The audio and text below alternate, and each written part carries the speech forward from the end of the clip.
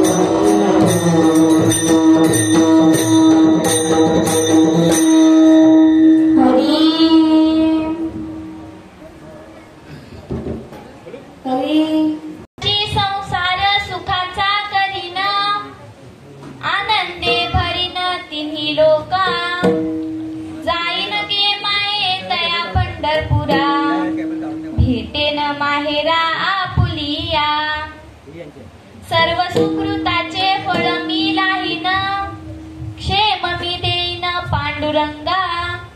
जाईन गे माये तया पंढरपुरा, भेटेन माहेरा पुलिया. बाप रखुमा देवी वरू विठ्ठलाच्या भेटी, बाप रखुमा देवी वरू विठ्ठलाच्या भेटी.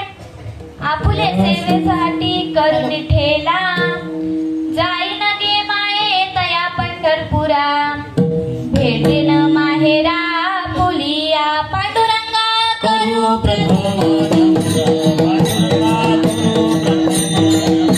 पांडुरंगा करू प्रथम नमन,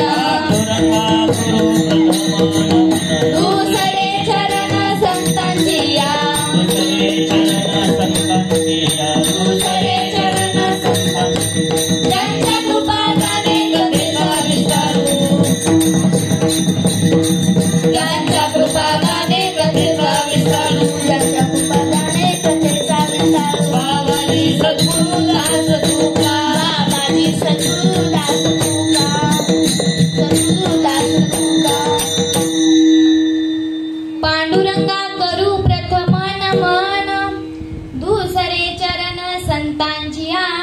त्यांच्या कृपादाने कथेचा विस्तारू, बाबाजी सद्गुरु दास तुका. महायोग पीठे तटे भीमरथ्यम, वरम पुंडलीकाय दातु मुनीन्द्रे. समागत्य तिष्ठन्तमानन्दकन्दं, परब्रह्मलिङ्गं भजे पाण्डुरङ्गं, परब्रह्मलिङ्गं भजे पाण्डुरङ्गं, परब्रह्मलिङ्गं भजे पाण्डुरङ्गम्. अलङ्कापुरी रम्य सिंहासनस्थं, पदाम्भोज तेजस्पुरी दिक्प्रदेशं. विधीन्द्रादिदैवे सदा स्तूयमानं, समाधिस्थमूर्ति भजे ज्ञानदेवं, समाधिस्थमूर्ति भजे ज्ञानदेवम्.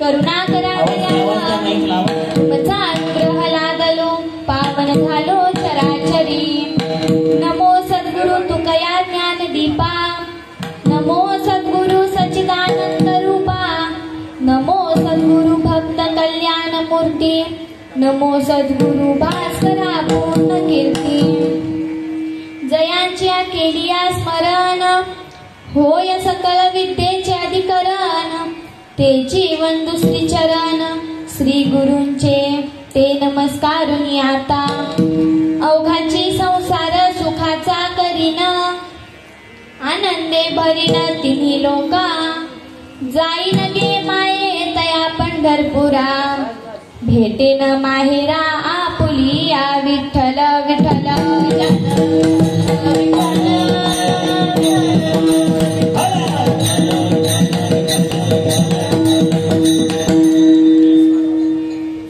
प्रस्तुत प्राप्त प्रसंगी कीर्तन रूपी सेवेसाठी निवडलेला अभंग योगी यांची माऊली ज्ञानी यांचे राजे अलंकापूर निवासी श्री ज्ञानोबराय यांचा 4 चरणांचा असून या अभंगात ज्ञानोबराय एक प्रकारची प्रतिज्ञा करतात एक प्रकारचा संकल्प करतात विठ्ठल विठ्ठल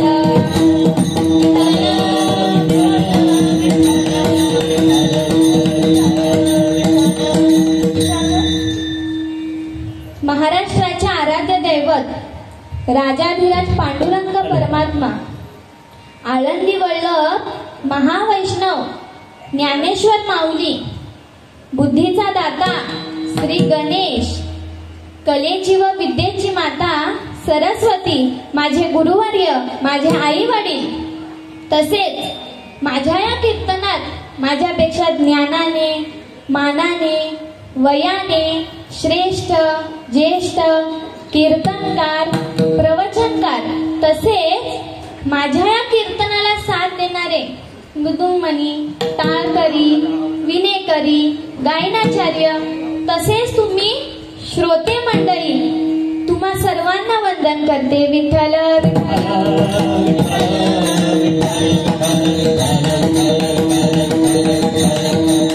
आजचा हा दिवस आमच्यासाठी फारच महत्वाचा आणि पवित्र आहे आपल्या या दुर्गा माता सभागृह या नव्या इमारतीचं उद्घाटन होत आहे आणि या शुभ प्रसंगी कीर्तन सेवेचं आयोजन केलं याचा आनंद आणि अभिमान आहे कारण दुर्गा माता ही शौर्य शक्ती आणि भक्तीचं प्रतीक आहे तर वारकरी परंपरा ही भक्ती समर्पण आणि सामाजिक ऐक्य यांची मूल्य आहेत यांची मूर्ती आहे आणि या दोन्ही मूल्यांचा संगम आज या कार्यक्रमात घडतो आहे विठ्ठल विठ्ठल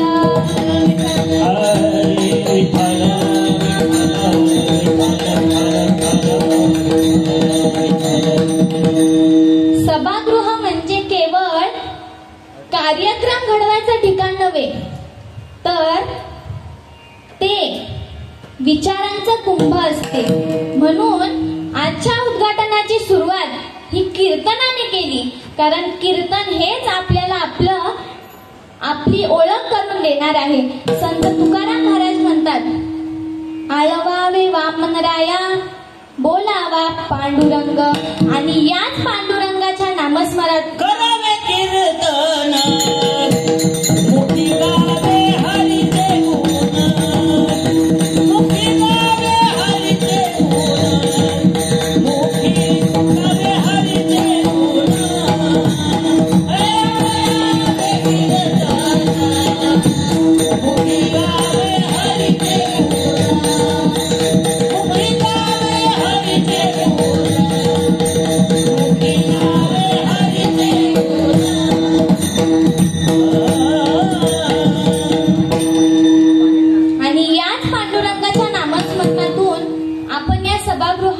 पहिला शब्द बोलतोय सभागृह हे केवळ 4 भिंती नाहीत तर ते एक विचारांचं कुंभ असतं विठ्ठल विठ्ठल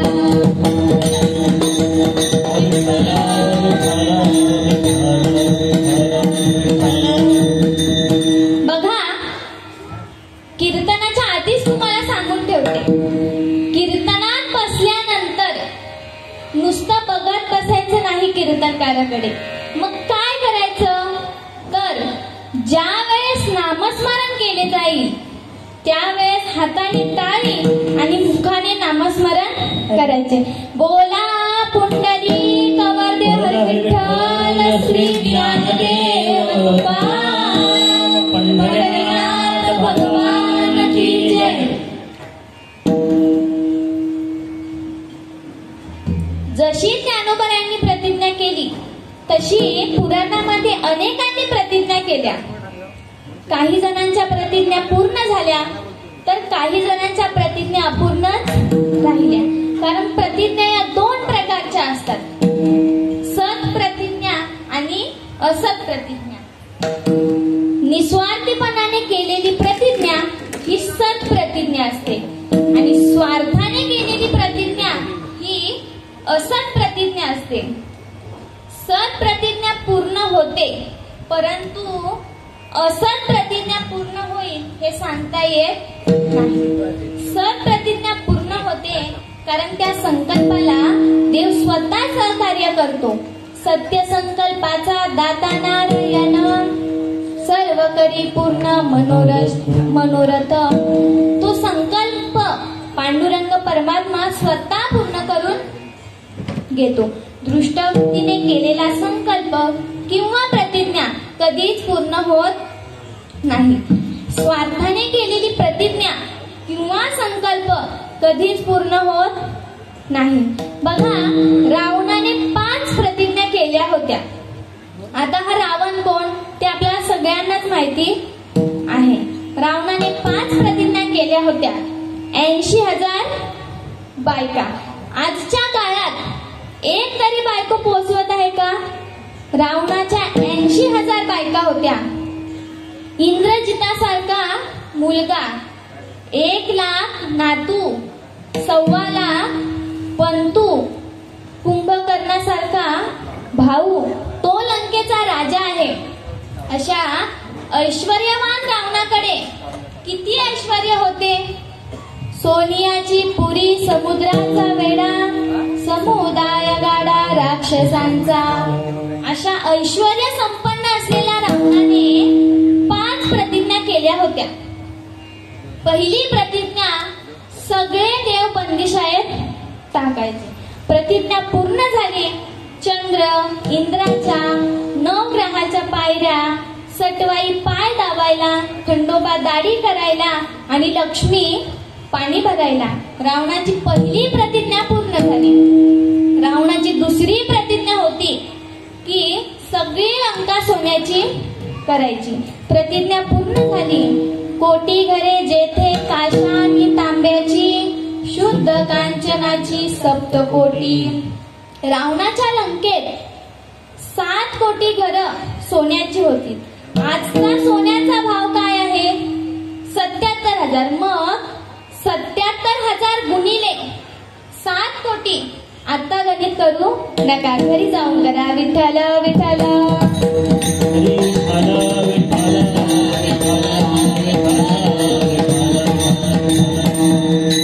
रावणाकडे एवढं सोनं होतं पण म्हणला नाही, आम्हाला तर सोन्याची लईच हौस. 77 काय 80,000 भाव झाला तरी खरेदी काय थांबत नाही. आणि त्यातल्या त्यात आमच्या माता माऊल्यांना तर लईच हौस. बाजारात जाताना एखादं लहान लेकरू विसरून जातील परंतु गळ्यात गंतन घालायचं विसरणार नाहीत. विठ्ठल विठ्ठल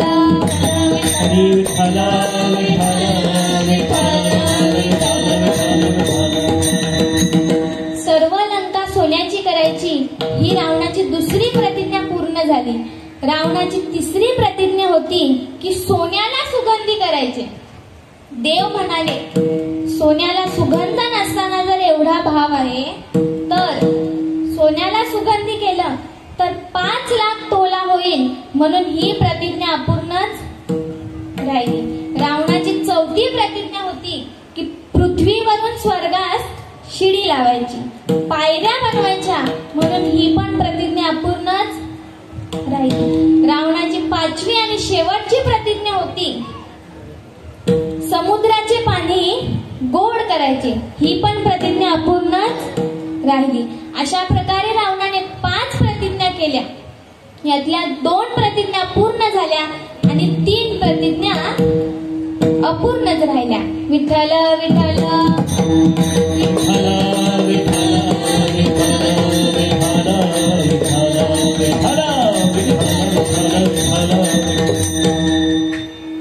पुराणामध्ये आणखीन 2 प्रतिज्ञा फार महत्वाच्या आहेत. चला महाभारतामध्ये विठ्ठल विठ्ठल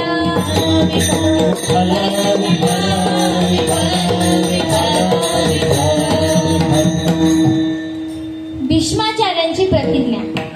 श्रीकृष्ण भगवंतांनी पण केला होता की मी कुरुक्षेत्रावर युद्ध प्रसंगी हातात शस्त्र घेणार नाही. आणि त्याच वेळेस भीष्माचार्य म्हणाले, देवा मी प्रतिज्ञा करतो तुला हातात शस्त्र घ्यायलाच लावेल. आणि एके दिवशी भीष्माचार्य यांनी अर्जुनावर बाण मारला आणि देवाला शस्त्र हातात घ्यायलाच लागले. भीष्मपणन केला खरा धनुर्धरा रक्षिले. महाभारतातील दुसरी प्रतिज्ञा अर्जुनाची प्रतिज्ञा. अर्जुन हा देवाचा सखा प्राणप्रिय. किती प्रिय ज्ञानोबराय सांगतात. देखा नवल तया प्रभूचे अद्भुत प्रेम भक्ताचे ते सारथ्यपण पार्ताचे करी तू असे. अशा प्रिय अर्जुनाने कोणती प्रतिज्ञा केली तर महाभारताच्या युद्ध प्रसंगात पांडवांचा मुलगा अभिमन्यू चक्रव्यूहामध्ये अडकला. सर्वांनी त्याला बाण मारले. तो रक्तबंबाळ अवस्थेत जमिनीवर पडला. तो मरत असताना जयद्रथाने त्याच्या डोक्यात लाथ घातली. त्या दिवशीचं युद्ध संपलं. अभिमन्यूच्या अंत्यसंस्कारानंतर कोणीतरी अर्जुनाला येऊन सांगितलं की अर्जुना, अभिमन्यू मरत असताना जयद्रथाने त्याच्या डोक्यात लाथ घातली. अर्जुनाला राग आला आणि अर्जुनाने त्याच वेळी प्रतिज्ञा केली, देवा मी प्रतिज्ञा करतो की उद्या सूर्यास्तापर्यंत म्हणजे सूर्य मावळेपर्यंत मी जयद्रथाला ठार मारणार. आणि असं झालंच नाही तर मी स्वतः अग्नीत उडी मारून आपला प्राणत्याग करणार. ही प्रतिज्ञा कोणी केली तर अर्जुनाने केली आणि सर्वांनी ऐकली. दुसऱ्या दिवसाचा सूर्य उगवला. युद्ध सुरू झालं. पण युद्धात जयद्रथ काही दिसेना. कारण दुर्योधनाने जयद्रथाला लपवून ठेवलं होतं. दुपार होऊन गेली. जयद्रथ काहीच युद्धात आलाच नाही. देवाने विचार केला आणि अर्जुनाला म्हणाले, अर्जुना तू उगीचच प्रतिज्ञा केलीस. असाही जयद्रथ मेलाच असता तुझ्या हाताने. आता या युद्धामध्ये जयद्रथ आलाच नाही तर तुला अग्नीत उडी मारावी लागेल. यावेळेस अर्जुन म्हणाले, देवा प्रतिज्ञा मी केलीये पण ती पूर्ण कशी होईल ते तू बघ. कारण सोडविलं माझा स्वामी निश्चयासी प्रतिज्ञा तिरासी केली आम्ही. मागे पुढे उभा राय सांभाळित आधी या आगात निवारावे. देवा मी जी प्रतिज्ञा केली आहे ती आता माझी नसून तुझी झालेली आहे. तुका म्हणे भार घातलियावरी होईल कैवारी नारायण. देवाने विचार केला, आता जर जयद्रथ युद्धात आलाच नाही तर अर्जुनाला अग्नीत उडी मारावी लागेल. देवाने घड्याळाकडे पाहिले. घड्याळात 5 वाजले होते आणि त्याच वेळेस देवाने सुदर्शन चक्र सोडले. सुदर्शन चक्राने सगळीकडे अंधार पडला. अर्जुनालाही वाटले की सूर्यास्त झाला. अर्जुनाने आता आपल्या मरणाची तयारी केली. लाकडं रचली, अग्नी पेटवला. अर्जुन आता अग्नीत उडी मारणार. अर्जुन त्याची प्रतिज्ञा पूर्ण करू शकला नाही. अर्जुन आता कसा मरणार हे पाहण्यासाठी तिथे जयद्रथ, दुर्योधन आणि शकुनी मामा आले. ते अर्जुनाला म्हणू लागले, अर्जुना तू तुझी प्रतिज्ञा पूर्ण करू शकला नाहीस, आता मार उडी अग्नीत. अर्जुन अग्नीत उडी मारतो इतक्या देव हाक मारतो, अर्जुना थांब, तू शूरवीर आहेस, सर्वश्रेष्ठ धनुर्धर आहेस, त्यामुळे मरतानाही हातात धनुष्य आणि बाण घेऊनच मर. अर्जुनाला वीर मरण पाहिजे होते. अर्जुनाने देवाच्या म्हणण्यावर विश्वास ठेवला. विठ्ठल विठ्ठल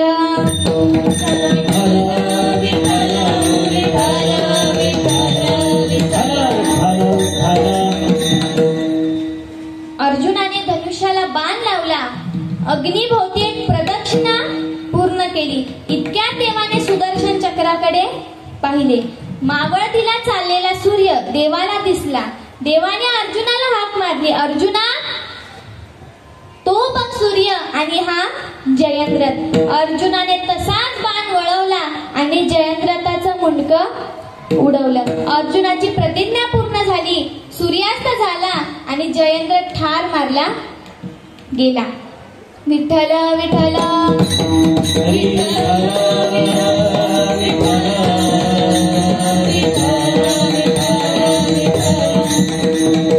अशा अनेकांनी प्रतिज्ञा केल्या. काही जणांच्या प्रतिज्ञा पूर्ण झाल्या तर काही जणांच्या प्रतिज्ञा अपूर्णच राहिल्या.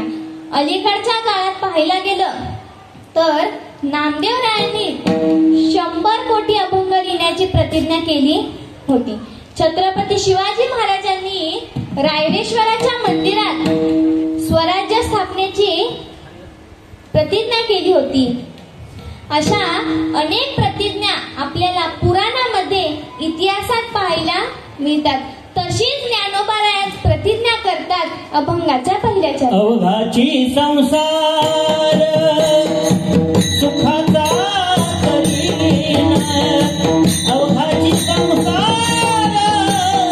सुखाचा करीन, अवघाची संसार सुखाचा करीन, अवघाची संसार सुखाचा करीन, अवघाची संसार सुखाचा करीन, अवघाची संसार सुखाचा करीन, अवघाची संसार सुखाचा करीन, अवघाची संसार सुखाचा करीन, आनंद भरीन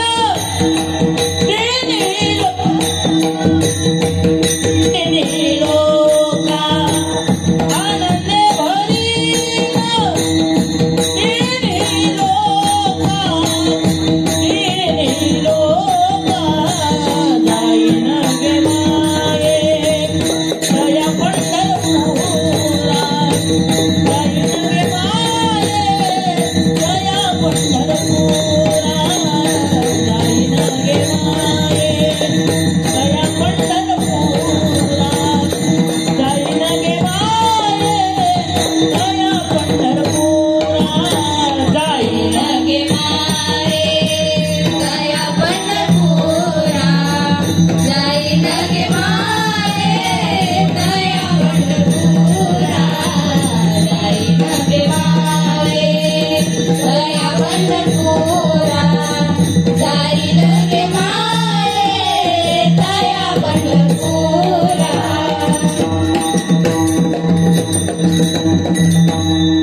अवघाची संसार सुखाचा करीन.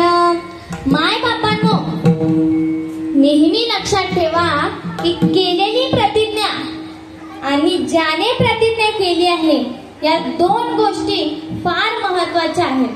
नाहीतर माझ्यासारखी शाळेतील लहान लहान मुलं शाळेत रोज प्रतिज्ञा म्हणतात, भारत माझा देश आहे, सारे भारतीय माझे बांधव आहेत, आणि वर्गात गेल्यानंतर एकमेकाशी भांडण करतात. बघा, एखादा दारू पिणारा व्यक्ती रोज म्हणतो आज पिणार नाही आणि संध्याकाळ झाली की घरी पिऊन येतो, पिल्याशिवाय राहत औषध विठ्ठल विठ्ठल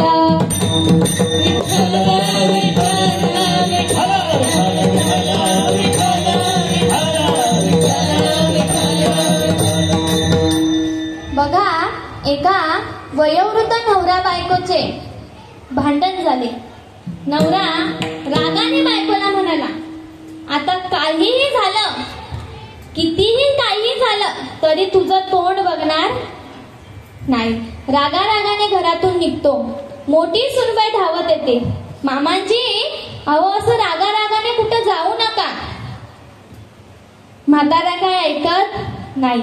तिकडून मुलगा येतो, बाबा असं रागारागाने कुठं जाऊ नका. त्याला वाटलं बायको तरी येईल थांबवायला, पण बायकोला त्याची खोड माहिती होती. बायको काय थांबवायला गेलीच नाही. तो रागारागाने आला. तो डायरेक्ट इथेच आपल्या भेळोशी कोंडला. इथे चालू होतं कीर्तन. कीर्तन ऐकलं, कीर्तन संपलं, सगळी जणी आपापल्या घरी निघाली. तसा हा पण आपल्या घरी निघाला. घरी बायकोने जेवण वाढून ठेवलं होतं. हा गेला, जेवायला बसला. बायको म्हणाली, काय हो घरात येणार नव्हता ना, माझं तोंड बघणार नव्हता ना, मग कशाला घरात परत आलात? त्यावर तो काय म्हणाला, मी तुझ्यासाठी नाही आलो, माझ्याशिवाय म्हैशीचं दूध कोण काढणार, म्हणून मी आलो. ही आमची प्रतिज्ञा. विठ्ठल विठ्ठल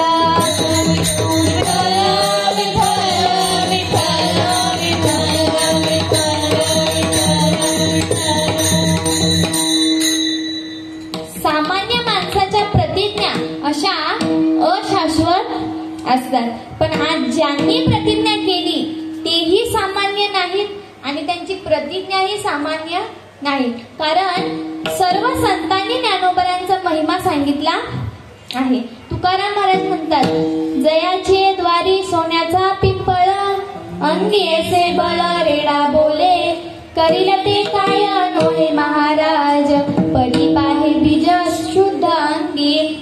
नाथ महाराजही ज्ञानोबरांचा महिमा सांगतात. चालविली जड भिंती, हरली सांग याची भ्रांती, मोक्ष मार्गीचा सांगाती, ज्ञानोबा माझा. निर्जीव भिंत चालवली, रेड्या मुखातून वेद बोलवले, मेलेला माणूस जिवंत केला, अशी ज्या ज्ञानोबरायांची महती ते ज्ञानोबराय प्रतिज्ञा करतात, अवघाची संसार सुखाचा करीन. खरं पाहिलं, ज्ञानोबरायांच्या जीवनाचा अभ्यास केला तर ज्ञानोबरायांच्या जीवनात सुख कमी आणि दुःख जास्त होते. विठ्ठल विठ्ठल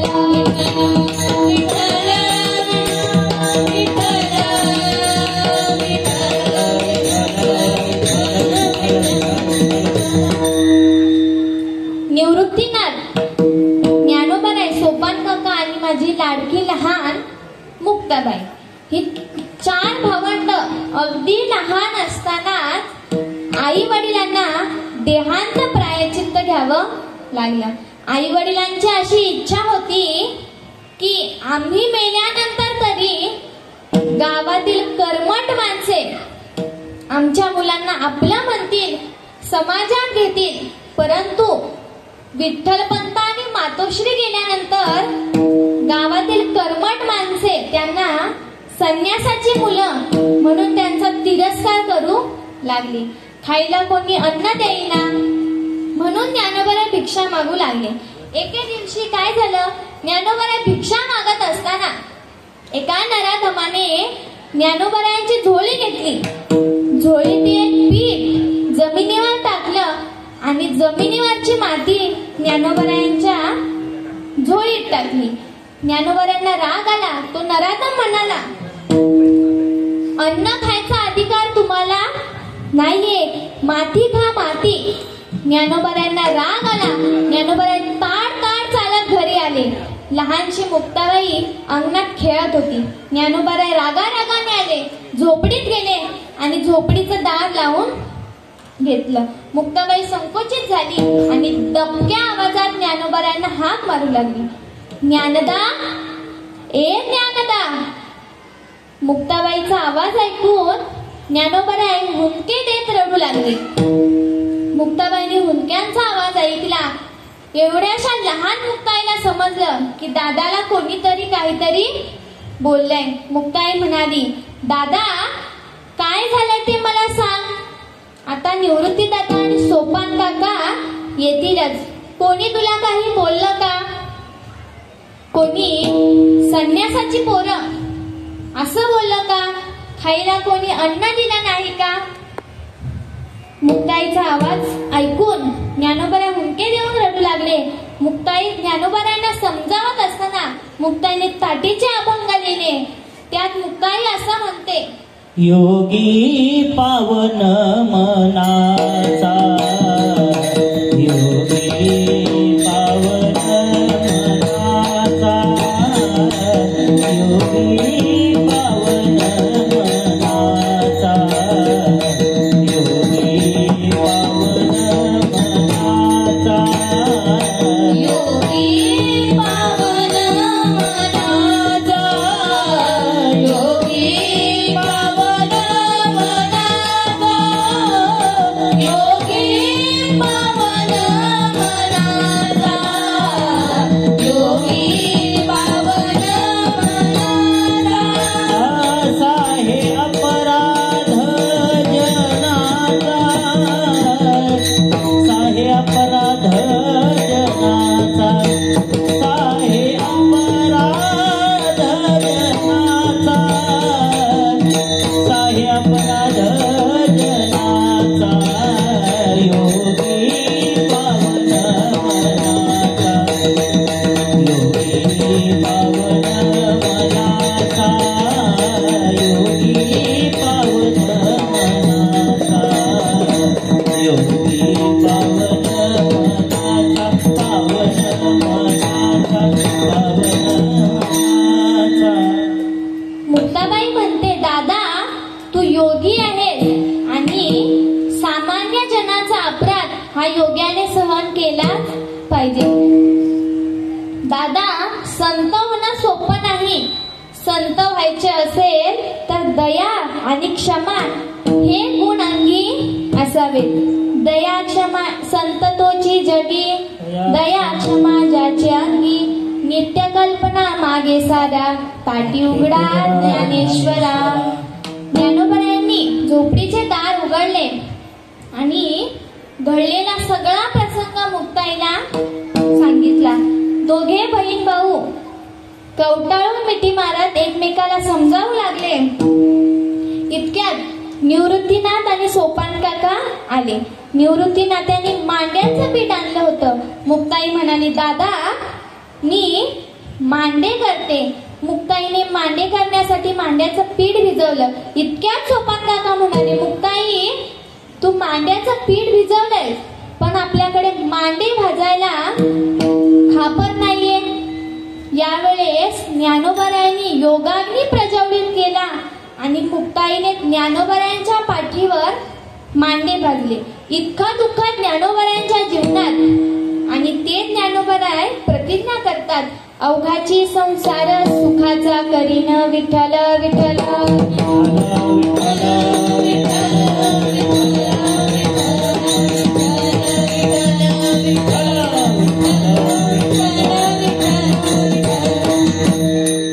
प्राकृतिक पुरुषाचा जगरहटीला दिसणारा संतांचा संसार जरी दुःखी दिसत असला तरी आध्यात्मिक संसारात संत नेहमी सुखी आहेत. ज्ञानोबाराय म्हणतात, देवा मी प्रतिज्ञा केलीये पण ती पूर्ण करण्याची जबाबदारी तुझी आहे. त्यामुळे मी कुठं जाईन? पंढरपूरला. अभंगाचा दुसरा. जाईन गे मायेत या पंढरपुरा, जाईन गे मायेत या पंढरपुरा, जाईन गे मायेत या पंढरपुरा, जाईन गे मायेत या पंढरपुरा. भेटेन माहेरा मोरिया, भेटेन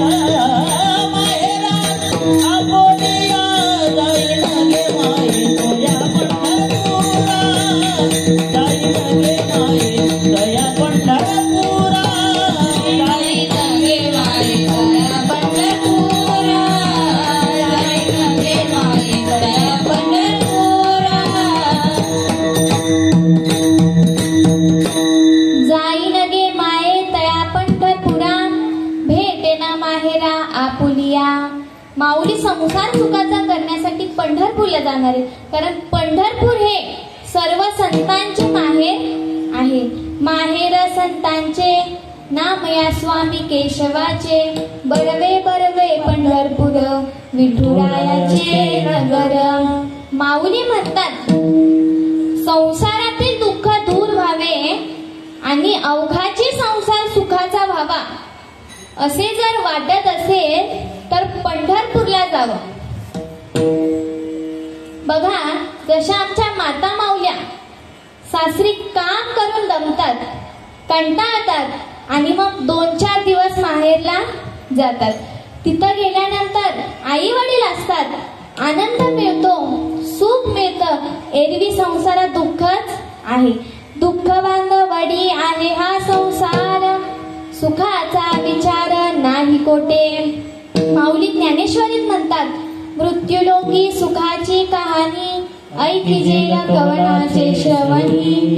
ऐसी सुख निद्रा अंतरुणी इंगळाच्या. मग संसारात सुख नाही तर सुख आहे कुठे?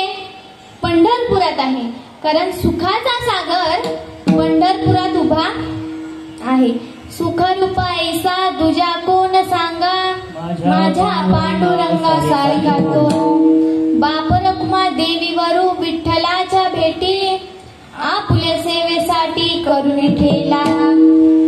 माऊली संसार सुखाचा करण्यासाठी तुम्ही पंढरपूरला जाल, पण अवघा संसार सुखाचा होण्यासाठी काय कराल? अभंगाच्या 3ऱ्या सर्व सुकृताचे फळ मिळाली, सर्व सुकृताचे फळ मिळाली, सर्व सुकृताचे फळ मिळाली, सर्व सुकृताचे फळ मिळाली,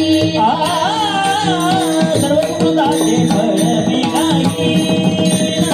सर्व सुकृताचे फळ मिळाली, सर्व सुकृताचे फळ मिळाली, सर्व सुकृताचे फळ मिळाली.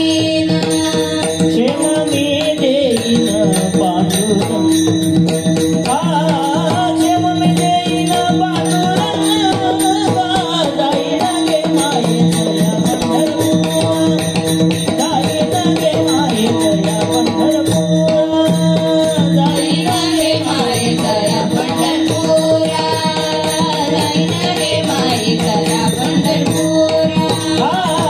जाईन गे मायेतया पंढरपूरा, भेटेन माहेरा, भेटेन माहेरा बोलिया, बोलिया. सर्व सुकृताचे फळ मी लाहीन, क्षेम मी देईन पांडुरंगा. माऊली संसार सुखाचा होण्यासाठी माझ्याकडे असलेली पुण्यरूपी योगाने, ज्ञानाने, नामस्मरणाने, भक्तीने कमवलेली सुकृतरूपी शिदोरी देवाच्या चरणावर अर्पण करेन. आणि क्षेम मी देईन पांडुरंगा म्हणजे क्षेम म्हणजे योगाने, ज्ञानाने, नामस्मरणाने, भक्तीने कमवलेला श्रेष्ठ देवाला भेट देणं. असे सर्वस्व देवाला अर्पण केलं की तो परमात्मा आपल्याला प्राप्त होतो आणि त्याची भेट आपल्याला होते. विठ्ठल विठ्ठल हरे विठ्ठल,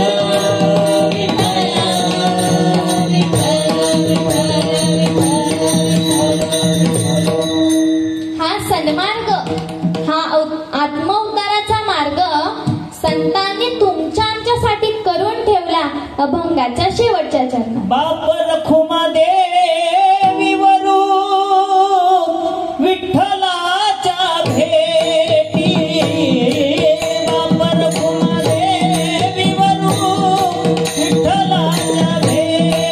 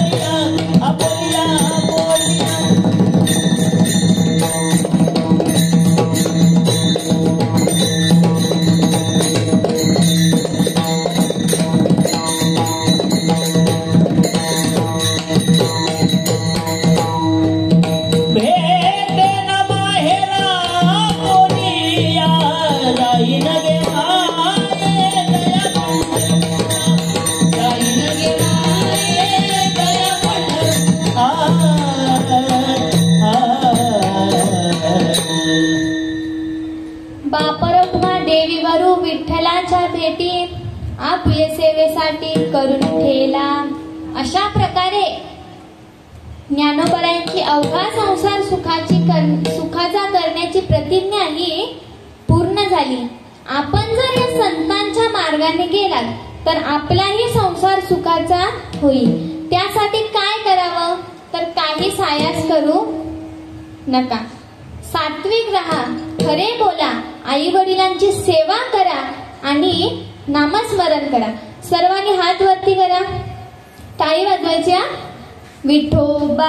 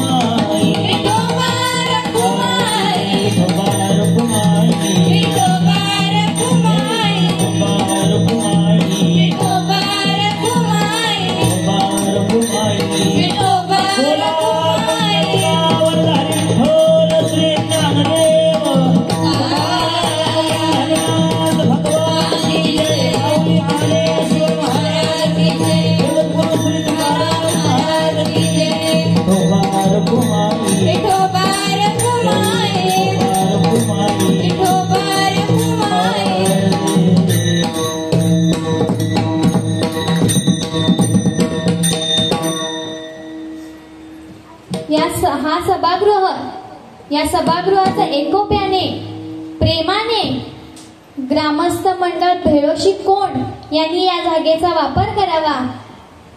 हा सभागृह या जागेतून नवे विचार, सुसंस्कृत पिढी आणि